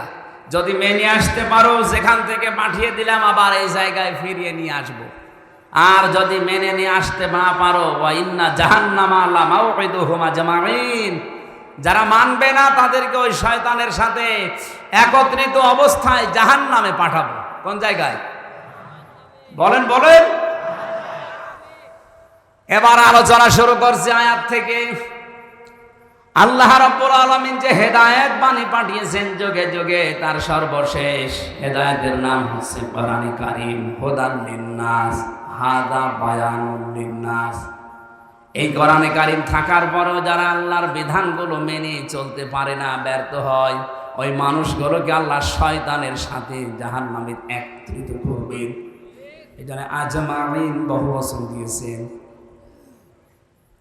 যে জাহান্নামে আল্লাহ প্রবেশ করাবেন, ওই জাহান্নামের বর্ণনা এবার দিচ্ছেন। লাহা সাবাতু আবওয়াব। এই হার মারসা ওই জাহান্নামের দিকে, কারণ আয়াত শুরু হয়েছে জাহান্নাম দিয়ে। আল্লাহ বলেন এই জাহান্নামের দরজা 7টা। জাহান্নামের দরজা কয়টা? সারা জীবন আমরা এখানে অনেকেই পড়েছি জাহান্নাম 7টা, জান্নাত 8টা। কোন জায়গায় পেয়েছেন আপনি? এই যে জাকিরুল ভাই, কোনদিন পেয়েছেন যে জাহান্নাম 7টা জান্নাত 8টা পেয়েছেন? কোন জায়গায় পড়িয়েছেন? শুনিয়েছেন? শুনে কোরআনে কারিমে সূরা হিজরের 44 নম্বর আয়াতে আল্লাহ দলিল দিচ্ছেন জাহান্নাম একটা, তার দরজা 7টা, জান্নাত একটা, দরজা 100টার উপরে। আমরা হয়তো 8টা বেশি জানি তাই বলি, আমরা 7টা বেশি জানি তাই বলি এগুলো, কিন্তু জাহান্নামের স্তরও অনেকগুলো আছে। এই আয়াতের ভেতর আল্লাহ 7টার বর্ণনা দিচ্ছেন। লাহা সাবাতু, সাবাতু মানে কি? 7। বাবের বহু বচন আবওয়াব। জাহান্নামের দরজা 7টা। লিকুল্লি বাবিম মিনহুম জুজউম মাকসুম। দুনিয়াতে যে যে ধরনের অপরাধ করবে আল্লাহ তাকে ওই দরজা দিয়ে প্রবেশ করিয়ে শাস্তি দেবে। প্রত্যেকের জন্য আলাদা আলাদা দরজা আছে। এখানে প্রাইমারি স্কুল না কি যেন দেখলাম, তাহলে 1 থেকে 5 পর্যন্ত এই প্রাইমারিতে পড়ায়। এর আলাদা আলাদা ক্লাসরুম আছে না? কথা বলেন। যে যেই শ্রেণীতে পড়বে ওই দরজা দিয়ে সে প্রবেশ করবে। ক্লাস 1-এ পড়ে, 5-এ যে ক্লাস করতে পারবে? ও 5-এ উঠতে হলো এখনো 5 বছর পড়া লাগবে। এখানে স্কুল কয়টা আছে বলেন তো? বলেন বলেন। ক্লাসরুম। আল্লাহ পাক বলেন জাহান্নামও একটা, এর দরজা 7টা। লিকুল্লি বাবিম মিনহুম জুজউম মাকসুম। দুনিয়াতে যে যে ধরনের অপরাধ করছেন তাকে আল্লাহ ওই দরজা দিয়ে প্রবেশ করিয়ে ওই রকম শাস্তি দেবে। এখন কোন দরজা দিয়ে প্রবেশ করলে কিরকম শাস্তি হয় এটা আজকে কোরআনে কারিম থেকে জেনে যদি দেখি আমি এই দরজায় যাওয়ার উপক্রম হয়ে গেছে, আমি এই দরজা দিয়ে প্রবেশ করার উপযুক্ত, তাহলে এখনো তো তওবা করার সময় আছে। ওই কাজগুলো ছেড়ে দিয়ে জান্নাতের যে 100টা দরজা আছে, স্তর আছে, যে কোনো এক দরজায় দিয়ে একটু দাঁড়াই। এক কথা বলে না কেন? এবার আসেন তো একটা একটা করে আমরা দরজাগুলো দেখি। যত কঠিন দরজা আমি কোরআনে পেয়েছি, সব চাইতে বড় কঠিন দরজার নাম হচ্ছে হুতমা। নাম কি? আরো জোরে বলেন। এটা তো মারাত্মক দরজা। এ দরজা দিয়ে প্রবেশ করার পরে যে ঘরের ভেতরে জাহান্নামের ভেতরে আগুন আছে, এটা সাধারণ না, নারুল্লাহিল মুকাদ্দা। আল্লাহ পাক বলেন এই দরজা দিয়ে যাদেরকে প্রবেশ করাবো, এই দরজার ভেতরে যে আগুন আছে ঘরে, এই জাহান্নামের আগুনটা আমি নিজে জ্বালিয়েছি। আল্লাতী তাত্তালিউ আলাল আফিদা। এই আগুনের বৈশিষ্ট্য হচ্ছে গুণাগুণ হচ্ছে দুনিয়ার আগুন কোন জায়গায় লাগলো ওই জায়গা পুড়ে যায়, আর জাহান্নামে হুতামার এ দরজা দিয়ে প্রবেশ করে যে আগুন পাবেন ওইটা যেখানেই লাগবে আগে কলিজা পুড়ে যাবে। রাজশাহীবাসী কথাটা কত মারাত্মক কথা। শরীরে রাখলে শরীর পড়বে না, আগে কলিজা পড়বে। এখন এই মারাত্মক ভয়ঙ্কর জাহান্নামের এই দরজা দিয়ে প্রবেশ করবে কারা? মানুষ হত্যা করেছে যারা, জেনা করেছে যারা, না একেবারে ছোট ছোট অপরাধের কথা আল্লাহ দিয়েছে, যেটাকে আমরা গোনায় মনে করি না। এখন দেখেন তো আমাদের ভেতরে এটা আছে কিনা, আমি কথা কি বোঝাতে পারছি? এক কথা বুঝতেছে? প্রথম নম্বর দরজার নাম হুতামা। এখানে যাবে কারা? ওয়াইলুল কুল্লি হুমাযাতিল লুমাযা, যারা সামনে পেছনে মানুষের নিন্দা করে, বদনাম করে। এখন বলেন বাংলাদেশে এই দোষে দোষী মানুষ নেই? সামনে পেছনে মানুষের যারা বদনাম করে বেড়ায়, মানুষের নামে আন্দাজে দোষ দেয়, যে খারাপ ধারণা করে একজনের প্রতি, এটা যে কত বড় ভয়ঙ্কর অপরাধ। এই অপরাধটা বাংলাদেশে যদি না থাকতো আমার তো মনে হয় হাজারো মানুষ জুলুম থেকে বেঁচে যেত। আমার জীবনে যে 3টা বছর কেটে গেল জেলখানায়, আমারও তো ধারণার উপরে, কিচ্ছু জানি না ও বিষয়ে, আন্দাজে বলছে তুমি এটা করতে পারো, তোমার কথা শুনে এরকম করেছে, এই ধারণা করে আমার আপনি খাটালেন, অথচ আমি কিছুই জানি না ও বিষয়ে।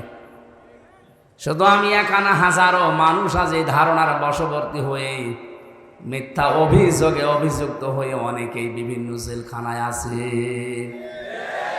জমি জায়গা নিয়ে মারামারি ছিল, গন্ডগোল ছিল, এখন আর পেরে উঠছে না, করবে কি? 4 বছরের নাতি দিয়ে এর নামে ধর্ষণের মামলা দিয়ে জেল খাটাচ্ছে 7 বছর।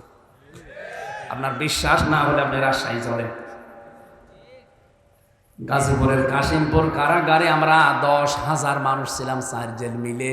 আমার মনে হয় নারী পুরুষের এই ধর্ষণ মামলাটাই প্রায় ওখানে 3,000। সব এরকম, কিচ্ছু জানি না। হয়তো মারামারি হয়েছিল 10 বছর আগে, ওরে ঘায়েল করবে কি দিয়ে? কিছুই পায় না। যখন 3 বছরের ছোট নাতি দিয়ে ওর নামে ধর্ষণের মামলা চালিয়ে 7 বছর জেলে দিয়েছে। মানুষের প্রতি একটা ধারণা করা কত খারাপ, মারাত্মক। তাফসিরের ভেতর থেকে এবার শোনাচ্ছি শিক্ষার জন্যে। এটা যারা করছেন তারা থামেন, নয়তো আপনার জন্য হুতামা নামক দরজা কিন্তু উন্মুক্ত হয়ে আছে। ওই দরজায় যে ফেরেশতা আছে তার নাম মালেক। নাম কি? ও কিন্তু দাঁড়িয়ে আছে, যেই যাবেন বলবে এদিকে আয়। কেন আসলি হুতামায়? এ জায়গায় কেন আসলি? এটা তো খারাপ জায়গা, আল্লাহ জ্বালিয়েছে আগুন। তুই দুনিয়ায় থাকতে কথাগুলো শুনিস নাই? কাল্লা লায়ুম বাজান্না ফিল হুতামা ওমা আদরাকা মাল হুতামা। আপনি জবাব দিতে পারবেন না, এই জন্য জবাব আমি এখন দিয়ে দেই। আন্দাজে কারো সামনে পেছনে বদনাম করবেন না, উল্টা পাল্টা ধারণা কারো উপরে করবেন না। ধারণা করা এটা যে কত বড় মারাত্মক অপরাধ। ইমাম মালিক রহমতুল্লাহ আলাইহির জামানার একটা কাহিনী আমি তাফসিরে পেয়েছি। একটা মহিলা মারা গেছে, তাকে ধোয়ানোর জন্য পাশের বাড়ির এক মহিলা এসেছে লাশ ধোয়াবে। ভালো করে শিক্ষা নেওয়ার জন্য শুনবেন। টয়লেট পরিষ্কার করিয়েছে, হঠাৎ এই রানের উপরে যে হাত দিয়েছে, হাত গেছে আটকে, আর ছড়ে না। বহু চেষ্টা করছে, কয়েক ঘন্টা ধরে হাত ছড়ছে না। এলাকায় যিনি ইমাম সাহেব ছিলেন তিনি ফতোয়া দিলেন, এক কাজ করেন, এই জীবিত মহিলার তো হাত কাটা যাবে না, এই মরা মহিলার চামড়া কেটে ওখান থেকে বাদ দিয়ে দেন। মৃত মহিলার স্বামী আর সন্তান বলছে, না আমার স্ত্রীও ভালো, আমার মাও ভালো। মারা গেছে সে নেককার মহিলা, তার লাশ কেটে এখন বাদ দিয়ে দেবেন চামড়া, আমরা মানি না। দরকার হয় যদি বেশি প্রয়োজন হয় ওই মহিলার হাত কেটে বাদ দিয়ে দেন। ওই মহিলার স্বামী বলছে, না আমার স্ত্রী নেককার, আমার মন মতো। আমি এখানে একটা প্রশ্ন করছি, আমি স্বামী সহ যত স্বামী বসে আছে, কোরআন আমার সামনে আছে, 100% আল্লাহকে সাক্ষী রেখে গ্যারান্টি দিতে পারবেন যে আপনার স্ত্রী আপনার কাছে 100% মন মতো? হাত তোলেন তো একজন দেখি। আন্দাজ হাত তুললে কিন্তু আমি ক্যামেরা দিয়ে জিজ্ঞাসা করব। সম্মানিত মা বলেন, আমি হাসির খোরাকে দেয় না। থামেন, এত বড় বড় নেতা এখানে বসে আছে, কই হাত তোলা সাহস পাচ্ছে না জাকির ভাই? তো বলতে পারছে না যে আমার বউ আমার কাছে 100 ভাগ মন মতো, আমিও পারছি না। আমি ভয়তে হাত তুলি, কারণ রেকর্ড হচ্ছে, ম্যাডাম আমার বাড়ি বসে দেখছে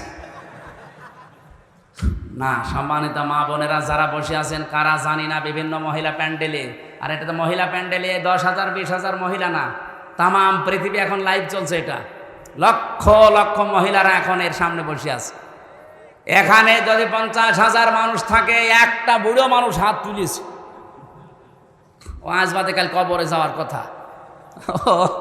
ও বললেই কি আর না বললেই কি, এতগুলো মানুষ আমরা কেউ যেই বলেছে আল্লাহর দিকে সাক্ষী রেখে বলেন, কেউ আর হাত তুলতে সাহস পাচ্ছে না। তার মানে জান্নাতে যাওয়া মহিলা এখন কম না বেশি? ওই একটার বউ শুধু যাবে।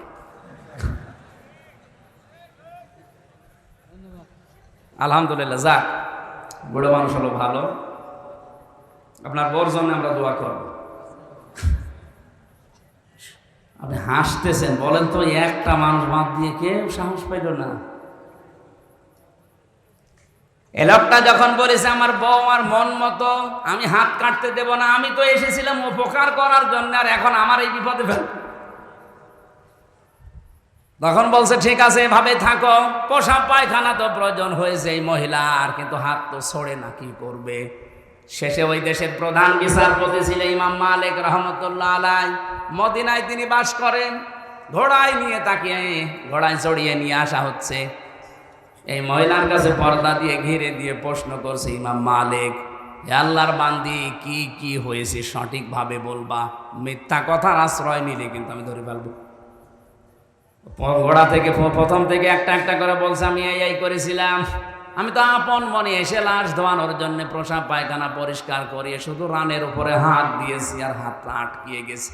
ইমাম মালিক বলছে, না, আমার একটা কথা কেমন যেন ছাড় ছাড় মনে হচ্ছে।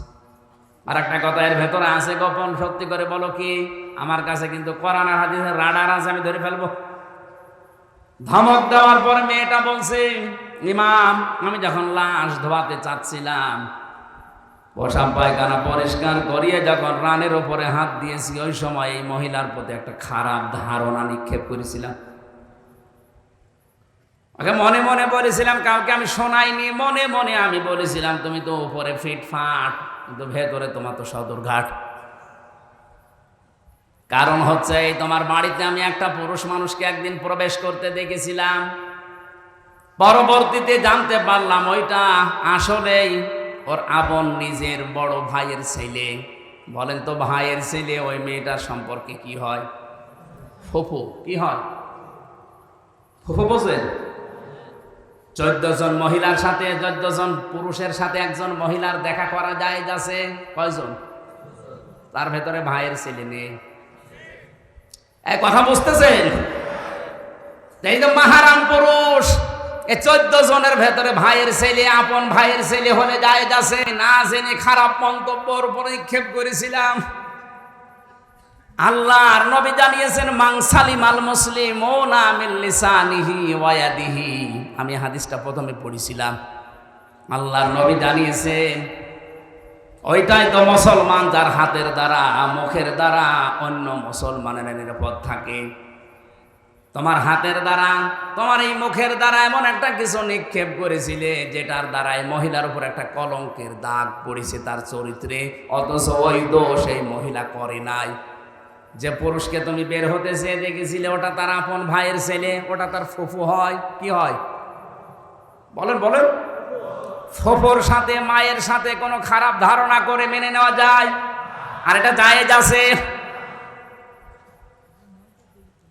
শেষ পর্যন্ত তুমি যখন এই ধারণাটা মুখ দিয়ে মনে মনে নিক্ষেপ করেই দিয়েছো, মহান আল্লাহ তোমাকে ছাড়ে নাই, এই পাপের শাস্তি দুনিয়ায় পাঠিয়েছে। সূরা নিসা 5 নম্বর পারা 15 নম্বর পৃষ্ঠা 13 নম্বর লাইনের 112 নম্বর আয়াতে এই আয়াতের দলিল আছে, ওমাই ইয়াকসিব খাতিয়াতান আও ইসমান সুম্মা ইয়ারমি বিহি বারিয়ান ফাকাদ ইহতামালা বুহতানা ওয়া ইসমান মুবিনা। এটা ইবনে কাসিরে আছে।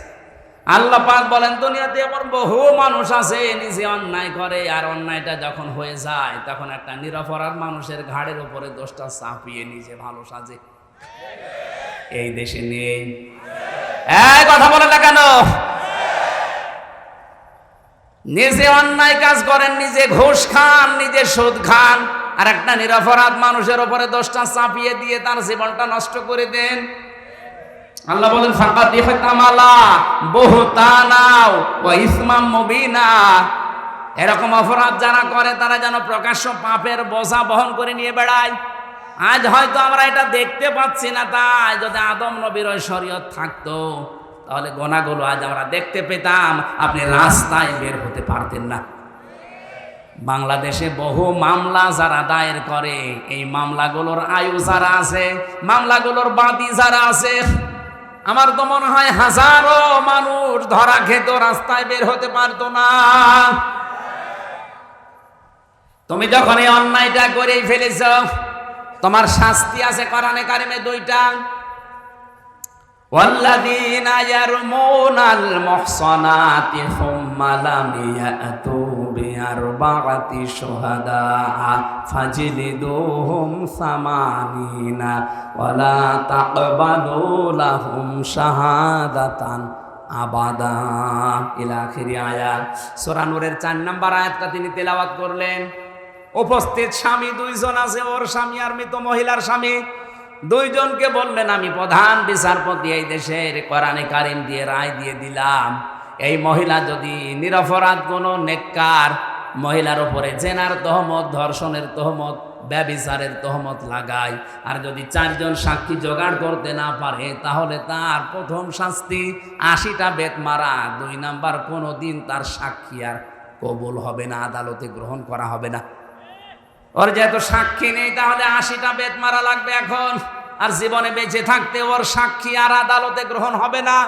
এই আয়াতটা যদি আজ বাংলাদেশের সংসদে 53 বছর আগে কায়েম থাকতো,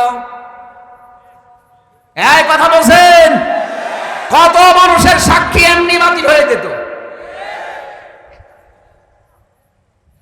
আমরা মামলার চার্জশিট দিয়েছে, বিচার শুরু হবে। বলেন তো এই মামলায় কিছুই আমি জানি না, আনসার আর কি যেন নাম দিয়েছ, জীবনে ছাতা নামও শুনি নাই। এখন এই মামলায় যারা সাক্ষী দেবে, মামলার আয়োজনই আছেন, অবশ্যই সাক্ষী তো আছে, নাই তো রিপোর্ট দিল কি করি।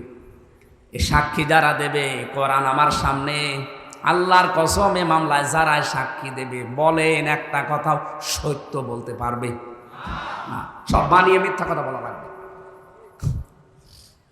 যারা কোনো নিরপরাধ মানুষের উপরে কোনো দোষ চাপিয়ে, ওটা যদি সত্যি সত্যি না হয়, প্রমাণ না হয়, তাহলে 2টা শাস্তি কোরআন তাদের দিয়েছে, 80টা বেত মারা লাগবে। 2 নম্বরে জীবনে আদালতে তার কোনো সাক্ষী মরণ পর্যন্ত কবুল হবে না, গ্রহণ হবে না। জল্লাদকে ডাক দিয়ে বলে শুরু কর। 80টা বেত মারা শুরু হয়ে গেছে, 79টা পার হয়ে গেছে, কিন্তু হাত খোলে না। জল্লাদ ডাক দিয়ে বলে ইমাম, কোরআন দিয়ে তো রায় দিলেন, কিন্তু হাত তো খোলে না। ইমাম মালিক বললেন না, ওয়া তাম্মাত কালিমাতু রাব্বিকা সিদকাও ওয়া আদলা লা মুবাদদিলা লিকালিমাতি। কোরআনে কারিমে আল্লাহ বলেন, আমার কালামে যা কথা আছে সব সত্য কথা, সব ইনসাফপূর্ণ কথা, আর কোনোদিন আমার কালামের কথা পরিবর্তন হবে না। যেহেতু আমি 80টা বেতের কথা জানিয়েছি, সামানি না, 80টা মারতে হবে, 79টা হয়েছে। আমি আল্লাহর কোরআনে 100 ভাগ বিশ্বাস করি, বিচার আমি কোরআন দিয়ে করেছি, এটা সঠিক হয়েছে, তুমি আর একটা মারো। জল্লাদকে যখন বলে আর একটা মারো, সঙ্গে সঙ্গে 80টা শেষ হতে দের হাত চট করে খুলে যেতে দেরি হয়নি। আমি শুধু সুবহানাল্লাহ নাউজুবিল্লাহ পড়ার জন্য বলি নাই। এখানে শিক্ষা কি? নিরপরাধ কোন মানুষের উপরে যে বিষয় সে জানে না, এরকম একটা তহমত যদি কেউ লাগিয়ে দেয়, ওটা যেন প্রকাশ্য পাপের বোঝা বহন করে নিয়ে বেড়ায়, এটা কিন্তু ওই মহিলাকে দিয়ে আল্লাহ দেখিয়েছেন। আমার মনে হয় এটা যদি আজ বাংলাদেশে আল্লাহ দেখাতো, কত মানুষ এমনিতে ওয়াজের আগে ভালো হয়ে যেত। এই জন্য জাহান্নামে হতমারে দরজা উন্মুক্ত তাদের জন্য যারা সামনে পেছনে মানুষের গীবত করে, আন্দাজে দোষ চাপিয়ে দেয়, এর কথা ওর কাছে লাগায়, তালাতালি করে সম্পর্ক নষ্ট করে দেয়। এই এতটুকু অপরাধের কারণে এই ভয়ঙ্কর দরজা দিয়ে আপনি যাবেন, আপনি কোনোদিন কল্পনা করেছেন? এখানে হাজার হাজার মানুষ, আমার মনে হয় অনেক মানুষ এমন পাওয়া যাবে দুনিয়ার কোনো বিষয় নিয়ে কথাবার্তা বন্ধ করে আজ 3 দিন 7 দিন 10 দিন 3 বছর কথা বলে না। কি অপরাধ করেছে? মুরগিতে ধান খেয়েছে, এই অপরাধ না। যারা 3 দিনের বেশি পার হয়ে গেছে কথাবার্তা বলেন না, যদি আজকের এই ময়দান থেকে এটা মিটিয়ে যেতে না পারেন, আর এই অবস্থায় যদি মরে যান, আপনি বেঈমান হয়ে মরবেন। এক্ষুনি মেটানো লাগবে। শুধু ওয়াজ শুনতে আসা না, এখান থেকে ওয়াজ বাড়ি নিয়ে যাওয়া লাগবে। কথাবার্তা বন্ধ করে দিয়েছেন 3 দিনের অধিক, এরকম কেউ থাকলে হাত তোলেন তো। একজন কি কথা বন্ধ করেছেন কোন কারণে? না, আখেরাতের কোন বিষয় আল্লাহর সাথে রিলেটেড, ইসলামের সাথে, ওইটা হলে বাদ আলাদা। দুনিয়ার কোন বিষয়ের সাথে সম্পর্কিত কোন বিষয় নিয়ে যদি কথাবার্তা কেউ বন্ধ করে অবস্থায় মারা, লা ইলাহা ইল্লাল্লাহু মুহাম্মাদুর রাসূলুল্লাহ। সম্মানিত ভাইরা, গরমে যে অবস্থা, আপনারা বসে আছেন, ধন্যবাদ আপনাদেরকে। এখন প্রায় রাত 12টা বেজে যাচ্ছে, তাহাজ্জুদের সময় হয়ে যাচ্ছে। আর 7টা যে বিষয় ছিল এর ভেতরে একটা একটা বলতে গেলে ফসল হয়ে যাবে। আমরা যতটুকু শুনেছি, এই গোনা থেকে অন্তত আমরা যেন আজকেই নিজেকে মুক্ত রাখতে পারি। 2 নম্বর অপরাধ হচ্ছে আয়াতের পরে আল্লাযী জামা মাল ওয়া আদ্দাদা, যারা মাল সম্পদ জমা করে আর বারবার হিসাব করে, ইয়াহসাবু আন্না মালাহু আখলাদা, ও মনে করে চিরস্থায়ীভাবে আমার কাছে থাকবে। এই সমস্ত অপরাধী মানুষগুলো হোতমা নামক দরজা দিয়ে প্রবেশ করবে আল্লাহর চালানো আগুনের ভেতরে। আল্লাহ আমাদের হেফাজত করুন, আমিন। আজকে কালকে আসর থেকে মাগরিব পর্যন্ত 7 প্রকার মানুষকে আল্লাহ ঘৃণা করেন, 27 প্রকার মানুষকে ঘৃণা করেন। আমি সামারাইজ করে 7 প্রকার বানিয়েছি কোরআন দিয়ে। এটা কালকে রাজশাহী বাগমারাতে বলা হবে। কোন জায়গায় জানো? হ্যাঁ, বানিয়া নরদাস, ওখানে আসর থেকে মাগরিব পর্যন্ত আগামীকাল এই 27 প্রকার মানুষের ভেতরে 7 প্রকারের কথা বলবো। আল্লাহ যাদেরকে ঘৃণা করেন ওই জায়গায় কথা হবে ইনশাল্লাহ। আমাদের প্রধান অতিথি এমপি সাহেব দোয়া চেয়েছেন, আমরা মোনাজাত করছি। বসেন ভাই, বসেন। রব্বানা লা তুযিগ কুলুবানা বা'দা ইয হাদাইতানা ওয়া হাব লানা মিন লাদুনকা রাহমাতান ইন্নাকা আনতাল ওয়াহ্হাব। রব্বুল আলামিন রাজশাহী জেলার বাগমারা থানার অন্তর্গত মাঝগ্রাম, দক্ষিণ মাঝগ্রাম এলাকাবাসী কর্তৃক আয়োজিত তাফসীরুল কোরআন মাহফিলে হাজার হাজার বান্দা বান্দি একত্রিত হয়ে আমরা চাতক পাখির মতো তোমার কোরআনে কারিম থেকে কথা শুনছিলাম। যতটুকুই শুনেছি আমাদের প্র্যাকটিক্যাল লাইফে আমল করার তৌফিক দাও। সওয়াবগুলো নবীজির রওজায় পৌঁছিয়ে দাও। দুনিয়ার মাটির নিচে যারা ঘুমিয়ে আছে তাদেরকে ক্ষমা করে দাও। মাহফিলের সম্মানিত সভাপতি বিশিষ্ট আলেমে দ্বীন তোমার বান্দা মাওলানা মোসাম্মেল হককে কবুল করো। প্রধান অতিথি জনাব আবুল কালাম আজাদ সাহেবকে মঞ্জুর করে নাও। জনগণের যে বিশাল দায়িত্ব তার মাথার উপরে, 3.5 থেকে 4 লাখ মানুষের মাথার উপরে দায়িত্ব তার। এই মানুষগুলোর দায়িত্ব অমরের মতো পালন করার তৌফিক দাও। এত ধোলা উঠছে মানুষের। আল্লাহ তাআলা ডাক্তার আব্দুল বারী যে খেদমতে আছে জনগণের ক্লিনিকের মাধ্যমে, এটা তার ইবাদত হিসাবে মঞ্জুর করে নাও। আমার জাকিরুল ইসলাম শান্টু ভাই সহ, জনাব ওহিদুল ইসলাম সহ নাম না জানা যত মানুষ এখানে আমিন আমিন করছে, আমাদেরকে খালি হাতে ফেরত না দিয়ে হাতটা ভরে দাও। সম্মানিত মা বোনদেরকে তুমি ফাতেমার মতো, আয়েশার মতো বানাও। এ মাহফিল যাদের মাধ্যমে এসেছি, হাফেজ আব্দুর রশিদ সহ, আফতা মাহমুদ সহ নাম না জানা যত আলেম এখানে বসে আছে, আলেমদেরকে আলেম হিসাবে তুমি কবুল করো। আগামীতে এই মাহফিলটা কোরআনের জন্য বিশাল আকারে মঞ্জুর করে নাও। কখনকার মরণ আসে আমরা জানি না, একবার হলেও যেন তোমার ওই কালামটা পড়তে পারি, লা ইলাহা ইল্লাল্লাহু মুহাম্মাদুর